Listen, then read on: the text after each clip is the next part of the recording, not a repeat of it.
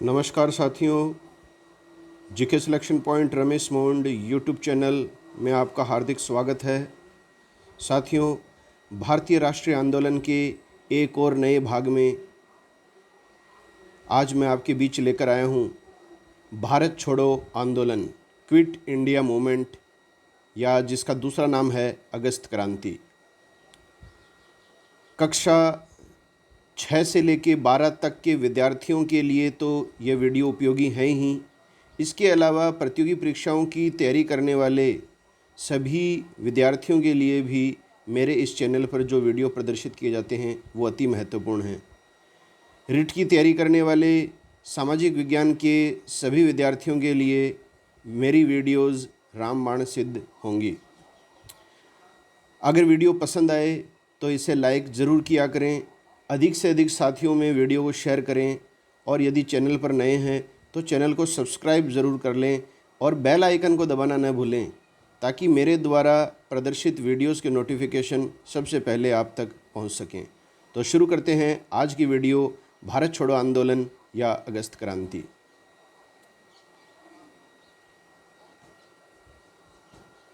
साथियों, 1942 में ब्रिटिश सरकार ने भारत में क्रिप्स मिशन भेजा था, और ये क्रिप्स मिशन जो था ये अपने उद्देश्यों में पूरी तरह से असफल रहा था। क्रिप्स मिशन के वापस लौटने के बाद गांधी जी ने एक प्रस्ताव तैयार कर अंग्रेज़ों से भारत छोड़ने की अपील की। अब इसमें सबसे पहला प्रश्न यही बनता है कि भारत छोड़ो आंदोलन का प्रस्ताव कब स्वीकार किया गया। तो 14 जुलाई 1942 को वर्धा में कांग्रेस कार्य समिति की बैठक बुलाई गई थी। तो वर्धा में कांग्रेस कार्य समिति की बैठक बुलाई गई थी 14 जुलाई 1942 को। इसी तिथि को भारत छोड़ो आंदोलन का प्रस्ताव स्वीकार किया गया था। अब कांग्रेस कार्य समिति के जो सदस्य भारत छोड़ो आंदोलन प्रस्ताव का विरोध कर रहे थे, उन विरोधियों को गांधी जी ने एक कथन दिया था जो कि परीक्षाओं में पूछा जाता है। तो ये कथन था, मैं देश की बालू से ही कांग्रेस से भी बड़ा आंदोलन खड़ा कर दूंगा। तो ये कथन किसका है? मैं देश की बालू से ही कांग्रेस से भी बड़ा आंदोलन खड़ा कर दूंगा। ये कथन गांधी जी के द्वारा दिया गया था। और किस आंदोलन से संबंधित है? तो ये है भारत छोड़ो आंदोलन से संबंधित। अगला है 8 अगस्त 1942 को बम्बई के ग्वालियर टैंक मैदान में आयोजित अखिल भारतीय कांग्रेस कमेटी की बैठक में अंग्रेज़ों भारत छोड़ो का प्रस्ताव जवाहरलाल नेहरू ने पेश किया। तो 8 अगस्त 1942 को अखिल भारतीय कांग्रेस कमेटी की बैठक बुलाई गई थी बम्बई के ग्वालियर टैंक मैदान में, और इसी कमेटी की बैठक में अंग्रेज़ों भारत छोड़ो का जो प्रस्ताव है वो पेश किया गया था जवाहरलाल नेहरू के द्वारा। ये आपको ध्यान में रखना है। और इसी दिन जो है ये प्रस्ताव पारित हो गया था 8 अगस्त 1942 को।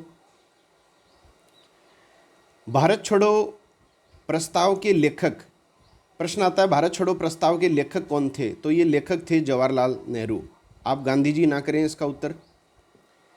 और इस बैठक की जो अध्यक्षता की गई थी, जो ग्वालियर टैंक मैदान में बैठक आयोजित की गई थी अखिल भारतीय कांग्रेस कमेटी की, इस बैठक की अध्यक्षता किसके द्वारा की गई थी? तो ये की गई थी मौलाना अब्दुल कलाम आज़ाद के द्वारा। अब बैठक हुई थी 8 अगस्त 1942 को, और 9 अगस्त 1942 को अगले दिन ये आंदोलन जो है वो प्रारंभ हो गया था।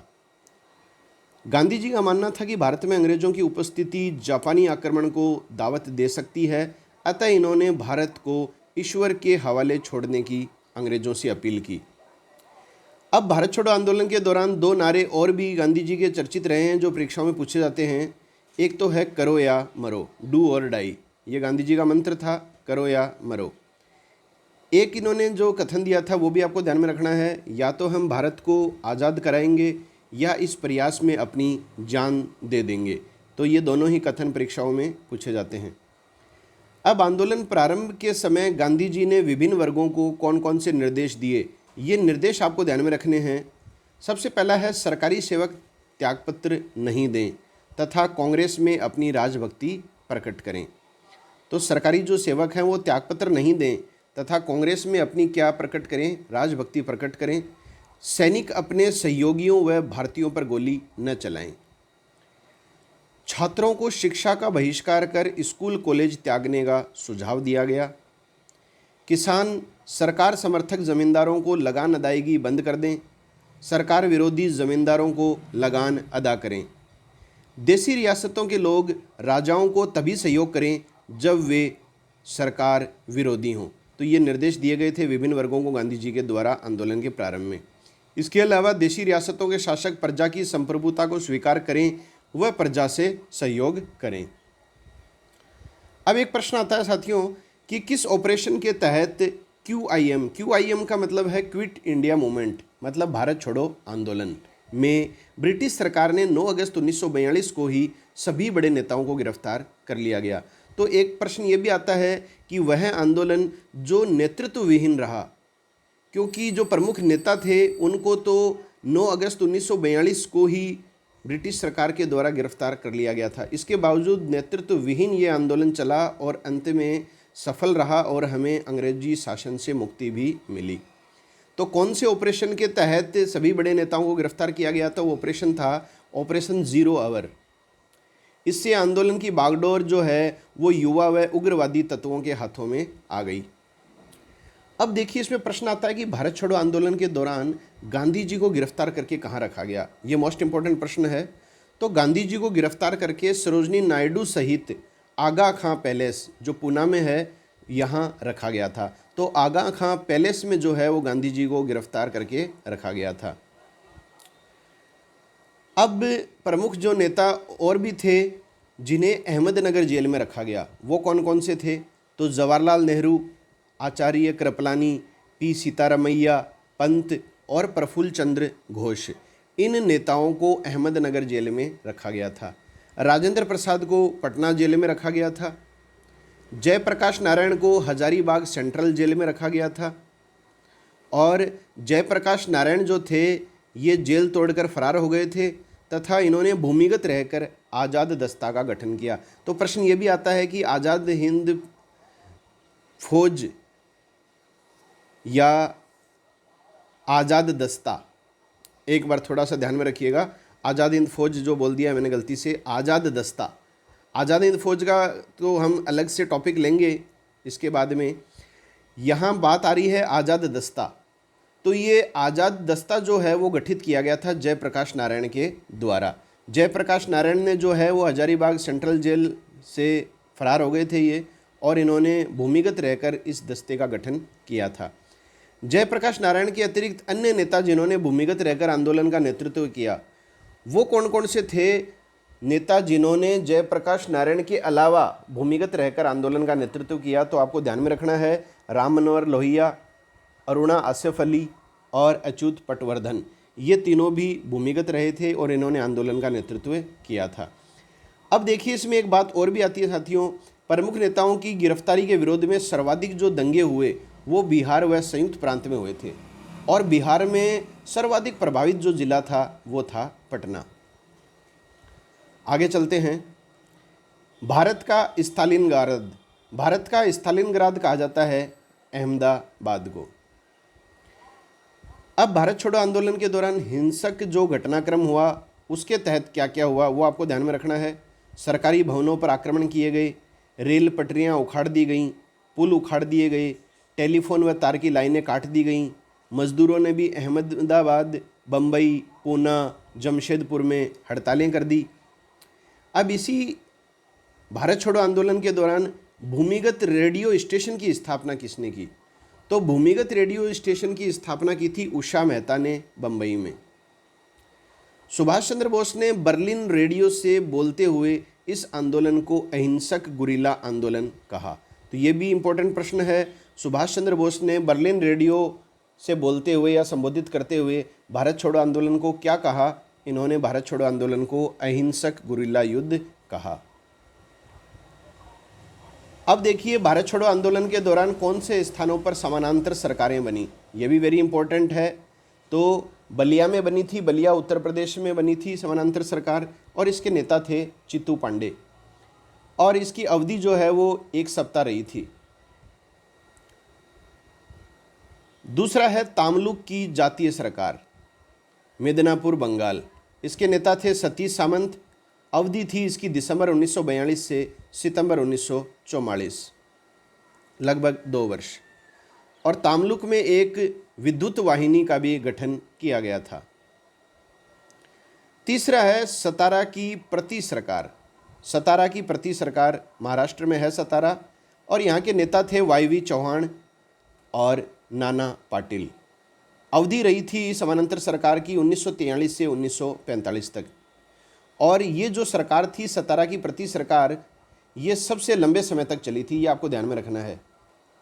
तो सबसे पहले समानांतर सरकार गठित जो की गई थी वो बलिया में की गई थी, और सबसे लंबी अवधि तक जो सरकार चली थी वो थी सतारा की प्रति सरकार। अगला है कोरापुट उड़ीसा। यहाँ भी समानांतर सरकार गठित की गई थी। यहाँ के नेता थे लक्ष्मण नायक। तामलुक में 73 वर्षीय विधवा मातंगिनी हजारा पुलिस की गोली से इसी आंदोलन के दौरान मारी गई थी। सतारा में न्यायदान मंडलों या जिन्हें कहा जाता है जन अदालतों का गठन किया गया। इसके अलावा शराबबंदी अभियान भी शुरू किया गया था सतारा में। जांबूसर ये पड़ता है भड़ोच गुजरात में।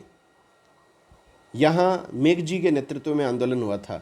देखिए साथियों, कठिन जो प्रश्न आते हैं और हमें मिलते नहीं हैं आसानी से पाठ्य पुस्तकों में, ऐसे ही कुछ प्रश्न भी हैं इसके अंदर। अगर आपने भारत छोड़ो आंदोलन से संबंधित ये वीडियो देख लिया है तो आपका प्रश्न किसी भी स्थिति में गलत नहीं होगा, क्योंकि सरल से लेकर अधिक से अधिक कठिन तथ्यों को मैंने अपनी वीडियो में समाहित किया है। तो भड़ोच गुजरात के जांबूसर स्थान में जो है वो मेघजी के नेतृत्व में भारत छोड़ो आंदोलन चलाया गया था। भारत छोड़ो आंदोलन से संबंधित अन्य महत्वपूर्ण जो तथ्य हैं वो देख लीजिए आप। ये आंदोलन जो था वो पूर्वी उत्तर प्रदेश, बिहार, मिदनापुर, महाराष्ट्र, कर्नाटक आदि क्षेत्रों में अधिक तीव्र था। छात्रों व महिलाओं ने बढ़ चढ़कर भाग लिया। ये आप ध्यान में रखिए, महिलाओं ने भी बढ़ चढ़कर इस आंदोलन में भाग लिया था। और महिला नेताओं में उषा मेहता जिन्होंने रेडियो स्टेशन की स्थापना की थी, अरुणा आसिफ अली और सुचेता करपलानी, ये आप तीनों नाम आपको ध्यान में रखने हैं। परीक्षाओं में आ जाता है कौन सी महिला जो है वो भारत छोड़ो आंदोलन से संबंधित थी या नहीं थी। किसान जो थे वो भारत छोड़ो आंदोलन की रीढ़ थे। कुछ जमींदारों ने भी इसमें भाग लिया था जो अंग्रेज विरोधी थे। निचले स्तर पर पुलिस तथा प्रशासन ने भी आंदोलन को पूरा सहयोग दिया था। मुसलमानों ने भूमिगत आंदोलनकारियों को प्रश्रय दिया। वह आंदोलन के दौरान सांप्रदायिक हिंसा नहीं हुई थी। ये आपको ध्यान में रखना है, भारत छोड़ो आंदोलन के दौरान सांप्रदायिक हिंसा नहीं हुई थी। साम्यवादी दल व मुस्लिम लीग आंदोलन से अलग रहे थे। एक बात आपको ध्यान में रखना है, मुस्लिम लीग और साम्यवादी दल जो थे वो भारत छोड़ो आंदोलन से अलग रहे थे और इन्होंने आंदोलन के विरोध में प्रचार किया था। कांग्रेस नेता थे सी राजगोपालाचारी। चक्रवर्ती राजगोपालाचारी भी भारत छोड़ो आंदोलन से अलग रहे तथा युद्ध प्रयासों का समर्थन किया। भारत छोड़ो आंदोलन की जांच के लिए मध्य प्रांत के जज टी विकेंडन की अध्यक्षता में एक जांच आयोग नियुक्त किया गया था। इस आयोग ने 29 नवंबर 1943 को सरकार को रिपोर्ट दी। तो भारत छोड़ो आंदोलन की जांच के लिए किसकी अध्यक्षता में एक जांच आयोग नियुक्त किया गया था, तो ये आपको ध्यान में होना चाहिए, टी विकेंडन की अध्यक्षता में। और 29 नवंबर 1943 को इसने सरकार को अपनी रिपोर्ट दी थी। अब देखिए साथियों, भारत छोड़ो आंदोलन की प्रमुख विशेषता क्या है। प्रमुख विशेषता थी स्वतंत्रता आंदोलन में पहली बार तुरंत आज़ादी की मांग की गई। पहली बार तुरंत आज़ादी की जो मांग की गई थी वो भारत छोड़ो आंदोलन के दौरान की गई थी। अब देखिए, भारत छोड़ो आंदोलन की सफलता पर सरदार वल्लभ भाई पटेल लौह पुरुष ने क्या कथन दिया। इन्होंने कहा था, कोई भी ऐसा आंदोलन नहीं हुआ जो पिछले 3 सालों में हुआ। हमें आंदोलन के प्रति उत्साह पर गर्व है। कोई भी ऐसा आंदोलन नहीं हुआ जो पिछले 3 सालों में हुआ और हमें इस आंदोलन के प्रति जो उत्साह दिखाया गया सभी वर्गों के द्वारा उस पर गर्व है। गांधी जी ने सरकार की दमनकारी नीतियों के विरोध में फरवरी 1943 में 21 दिन का उपवास प्रारंभ किया। इससे गांधी जी का जीवन जो है वो खतरे में पड़ गया। यहाँ तक कि आगा खां पैलेस में नज़रबंद गांधी जी का दाह संस्कार का प्रबंध भी सरकार ने कर लिया था। अंग्रेज़ों को लगा कि गांधी जी की स्थिति बहुत ख़राब है, इनका निधन भी हो सकता है, जब सरकार ने गांधी जी को जेल से रिहा करने से मना कर दिया तो इस फैसले के विरोध में गवर्नर जनरल की कार्यकारी परिषद के 3 भारतीय सदस्यों ने त्यागपत्र दे दिया। तो वो कौन से 3 सदस्य थे जिन्होंने गवर्नर जनरल की कार्यकारी परिषद से त्यागपत्र दे दिया, क्योंकि अंग्रेजी सरकार ने गांधी जी को रिहा करने से मना कर दिया था। ये सदस्य थे HP मोदी, MH अणे और NR सरकार। 1944 में आगा खां पैलेस में कस्तूरबा गांधी का भी निधन हो गया। 1944 में गांधी जी की पत्नी जो थी कस्तूरबा गांधी, इनका भी निधन हो गया था। 6 मई 1944 को लॉर्ड वेवल ने गांधी जी को रिहा कर दिया। तो गांधी जी को रिहा कर दिया गया लॉर्ड वेवल के द्वारा। और 1942 में ही गांधी जी के निजी सचिव जो थे महादेव देसाई, इनका भी निधन हो गया था। तो साथियों, ये था आज का हमारा वीडियो भारत छोड़ो आंदोलन या अगस्त क्रांति। आशा है ये आपको बेहद पसंद आया होगा। आप वीडियो के माध्यम से अपने स्तर पर कुछ जानकारियाँ और भी अधिक जुटाकर अच्छे नोट्स का निर्माण कर सकते हैं। भविष्य में आप जिस परीक्षा के लिए तैयारी कर रहे हैं उसकी जीके सिलेक्शन पॉइंट की ओर से हार्दिक शुभकामनाएं, आपको बधाई। अगर वीडियो आपको पसंद आते हैं तो वीडियो को लाइक ज़रूर करें साथियों। वीडियो आपके लाइक कर देने से ही इतना मोटिवेशन देता है मुझे कि मैं प्रेरित होता हूं कि और अधिक से अधिक जानकारियां एकत्रित करूं और अपने प्रिय विद्यार्थियों के बीच प्रस्तुत कर सकूं। जानकारियों को अधिक से अधिक शेयर करें। चैनल पर नए हैं तो चैनल को सब्सक्राइब ज़रूर करें, बेल आइकन को ज़रूर दबाएं ताकि जब भी मुझे टाइम मिले और मैं आपके बीच वीडियो प्रदर्शित करूं, उसका नोटिफिकेशन सबसे पहले आपको मिल सके। तो मिलते हैं नई वीडियो के साथ। तब तक के लिए जय हिंद, जय भारत, वंदे मातरम।